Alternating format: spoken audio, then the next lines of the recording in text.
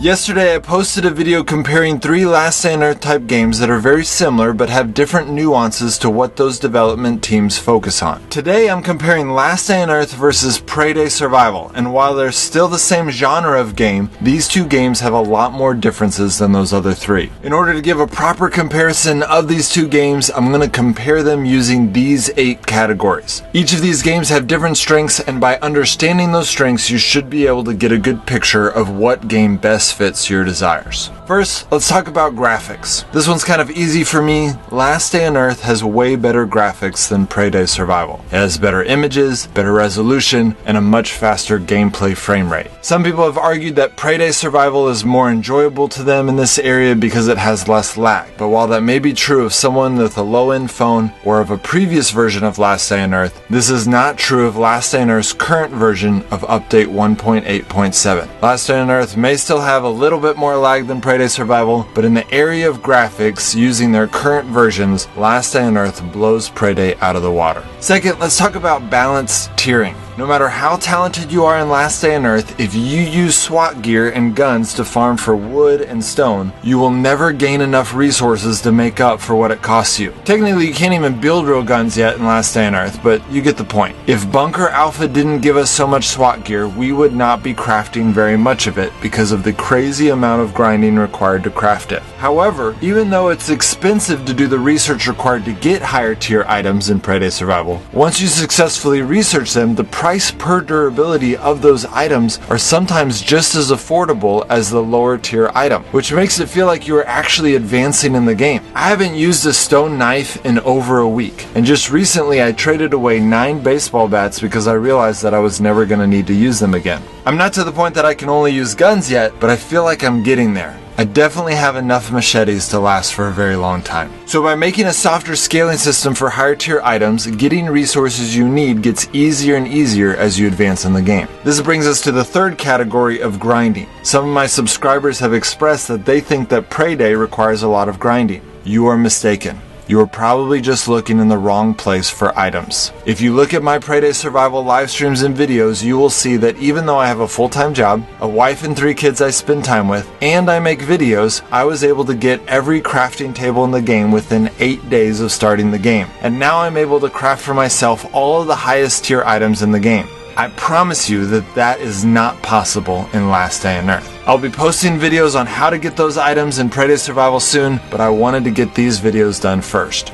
Prey Day Survival is way less of a grind than Last Day on Earth. And as I mentioned earlier, the game gets way easier as you advance in the game. Now part of that is because Prey Day knows that you'll need extra resources for PvP. So when Last Day on Earth gets PvP, maybe they'll change their scaling system to give us extra resources to account for that. This brings us to the fourth category of multiplayer. Now many of you might think that I'm just going to say that Prey Day Survival is way more advanced in multiplayer than Last Day on Earth, but there are more nuances to that than it seems. It is true that Prey Day Survival has PvP and clans and cooperative challenges and the ability to trade items and pretty much all the things that we want Last Day on Earth to have. But what Prey Day doesn't have that is very important to note is network inclusivity. In Prey Day Survival, if you live in North and sometimes South America, then you can see other players from North and sometimes South America. And if you are a European, you should be able to see other players from Europe. But anyone outside of those two places cannot play any type of multiplayer. Furthermore, since Prey Day is not on iOS yet, we're not 100% sure that their server organization is set up for cross-platform multiplayer. Last Day on Earth's multiplayer server organization, however, does allow for intercontinental and cross-platform multiplayer. So even though Sector 7 in Last Day on Earth is lame in comparison to PvP battles and clan objectives, it might actually be easier for Last Day on Earth to implement the PvP system that they've always had planned than it would be for Prey Day Survival to develop their server system to have international and cross-platform capabilities. I'm not a programmer, so I don't know which one is actually easier, but I believe that whichever game has both of those first will have a huge advantage over the other one. The fifth category is content. Prey Day Survival has started with more content than any other game in this genre, but since Last Day on Earth has been around for a year, they have considerably more content than Prey Day, including character customization, substantial holiday themes and events, pets, skills, and a reoccurring single-player challenge called Bunker Alpha.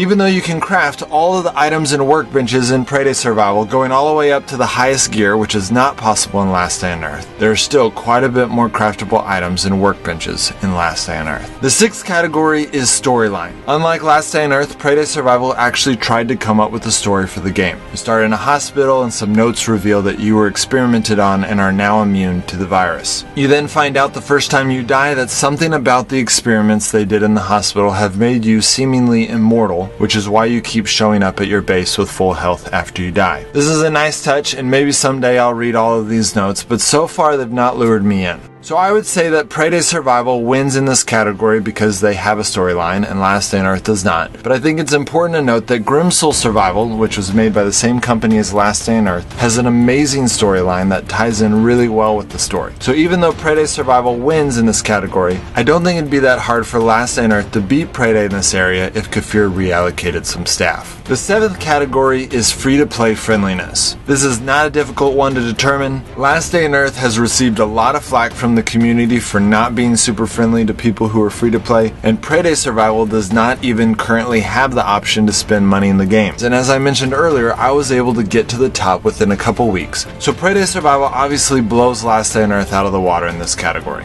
The last category is in gameplay. This category is one of the most important ones to me personally. I don't have a lot of time to play video games, so I like it when a game allows me to use my brain or skill to advance faster in the game than someone who is just playing at face value. I fell in love with Last Day on Earth a year ago because it was a challenge, but if you played smart, you could do way better in the game. When they released the update with Bunker Alpha, it was designed as a challenge. There were a few zombies patrolling, you had to decide whether or not you wanted to run past a turret or try to kill it. There were hidden tricks that required experimenting to find, and if you got really good at doing it, you could get all of the loot at the end of the bunker without spending that many resources. I loved the way it was set up back then, and doing the bunker was what actually inspired me to start this YouTube channel. But in update 1.5.6, Last Day on Earth changed the bunker system to where you get rewarded for killing things. And while there's still some advantages to playing smart, currently the second and third floors of Bunker Alpha are mostly just hack and slash. The zones in Prey Day Survival is set up as a challenge similar to how Bunker Alpha used to be set up. In addition to having patrolling patterns, Prey Day set it up to where there's a little bit of irregularity to the zombies' movement, which makes sneaking around always different and a fun challenge. If you succeed at that challenge, you can get all of the loot from the zone and spend almost no resources. So it's a lot more fun to farm zones in Prey Day Survival than it is in Last Day on Earth. But bosses are the complete opposite. The two bosses in Prey Day Survival are kind of dumb. They have a set amount of hit points and you just need to do the damage to get the loot. It's fun to work as a team to kill the clan boss, but after you kill him once or twice, it gets a little boring. However, the two bosses of Last Day on Earth have quite a bit of complexity when fighting them. This is especially true of the blind one. I don't do hard mode very often these days, but when I do, fighting the blind one is still one of my favorite things about hard mode. Even though I've gotten to the point that it's not a challenge anymore, having a movement-based challenge makes it feel like I'm not grinding. These are the categories that Last Day on Earth are better at, and these are the categories that Prey Day Survival is better at. But this one is only true if you live in the Americas or Europe, because otherwise Last Day on Earth has a better multiplayer system for you.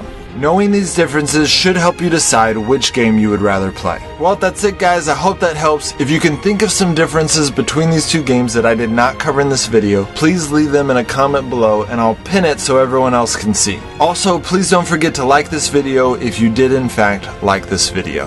Alright guys, I'll see you next time.